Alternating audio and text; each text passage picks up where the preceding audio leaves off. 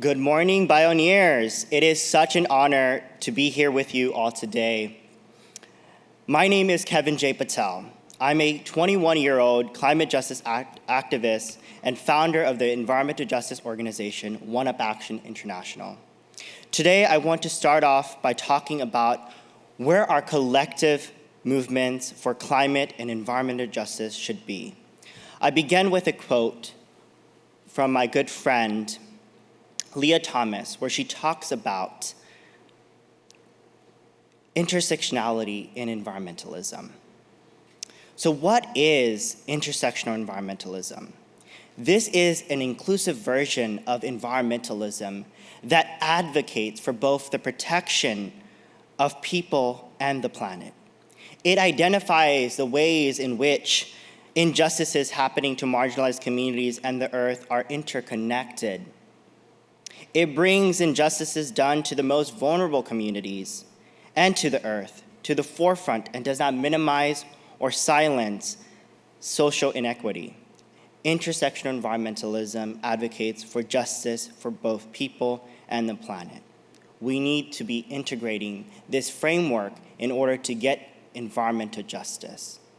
Intersectional environmentalism is the framework in order to get environmental justice. We know all too well that the climate crisis is the single greatest issue of our time. We have only a few years left for our politicians and world leaders to act, and these critical years will ultimately determine the future of our planet and the fate of our generation and generations to come. We are in the fight for the future of not just the planet, but for all of humanity. The climate crisis isn't just about the future, but it's about our lives. It is about the air we all breathe, the water we all drink, the homes that have burnt down, the people who have died. It is about those who are diagnosed with cancer and asthma. It is so hard to see so many members of my community being disproportionately affected by the climate crisis. Seeing and hearing the voices is intersectional environmentalism is all about.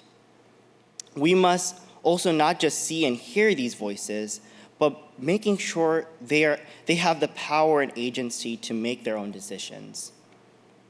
Growing up in South Central Los Angeles, I am intimately familiar with the effects of climate change. In middle school, I was diagnosed with an irregular heartbeat, a direct effect of growing up in a community plagued by air pollution and neglect. I still notice that in my community, the place that I call home is still being destroyed by the very thing that caused my health issues. The state of California is known to be the most progressive state in America, but yet we are still being affected by wildfires, droughts, heat waves, and having community members and communities live where some of my friends and family members have to live near oil refineries or being affected day in and day out by other injustices. It is not the communities of the rich and affluent communities in Los Angeles or elsewhere in California that are being affected. It is low-income communities of color that are.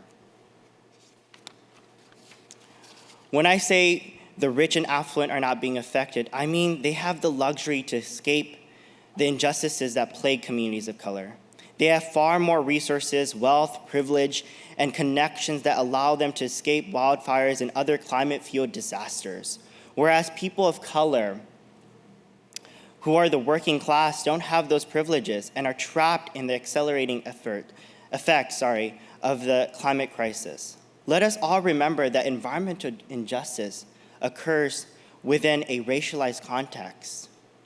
BIPOC are the most exposed to poor air quality and poor water quality. This isn't random. This is a policy choice.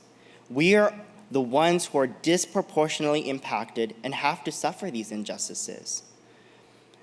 Today, the whole world faces daunting challenges, from persistent poverty to entrenched inequalities, yet one key solution is just over the horizon. if countries and leaders take action by implementing and empowering our youth to face these challenges up front. Now you might be asking yourself, aren't we already giving young people a voice? And it's true, I'm here, aren't I? Or aren't we already empowering young people to take action? Those two questions I want you to keep in mind. Our leaders frequently bombard us from all angles of society with the axiom that young people of today are the leaders of tomorrow. But why not the leaders of today?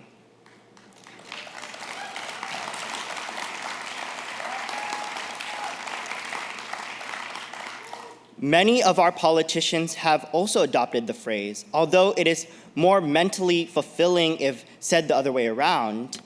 The youths are the leaders of today. The irony lies in the fact that they are overlooked, the young people in the formation, implementation, and monitoring of exactly those key decisions that will ultimately affect us because they are seen as the leaders of tomorrow, not today.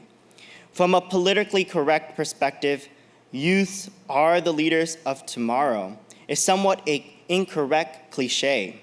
The use of the word tomorrow in any context has a way of inducting complacency and promoting the fading of the importance of actions and decisions made today in shaping tomorrow.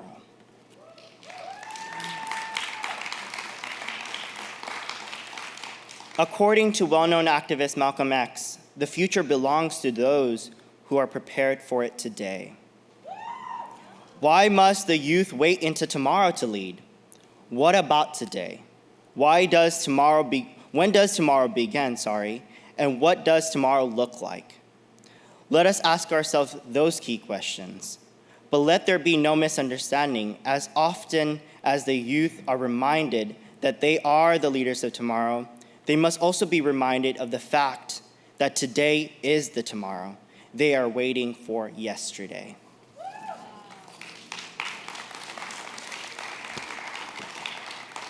Calling the youth leaders of tomorrow has brought about the mindset that they are incapable of making an impact or change in their communities today because it is not their time. It has also caused them to sit back and criticize the governments or corporations and others whom we see as leaders of today and who should be held responsible for all the present societal injustices for our communities. It has made young people look at the problems that we face in our communities with the belief that someone else, not us, will fix it. Being a leader tomorrow requires a vision today, and this vision today must be put to work to be implemented. So let me go back to my main question. What does today look like, though? And I will say, young people being able to lead and implement climate solutions is one part I find myself to work on every single day at One Up Action and onward. We must find and fund young people who are not only taking action on climate through education, like my good friend Alexandria, who is just up here, but we should also fund young people who are implementing climate solutions in their communities. We are all given a superpower, and that power can be used collectively. Does anyone here know what that superpower is or what I'm talking about? Anyone? Creativity, I hear. Anyone else? Narrative, okay. Creating the narrative. Well, I want to bring it back to the simple power that we have, a superpower that most of us forget about, and that power is our voices. Our voices are the most powerful tool at our disposal. We all have a voice to speak out against these injustices and to finally get justice. We only have to use our voices. I don't want to sound pessimistic here, but we really don't have time to waste. We need everyone to get involved in this fight because that will be the only way for us to solve these social inequities. Thank you so much.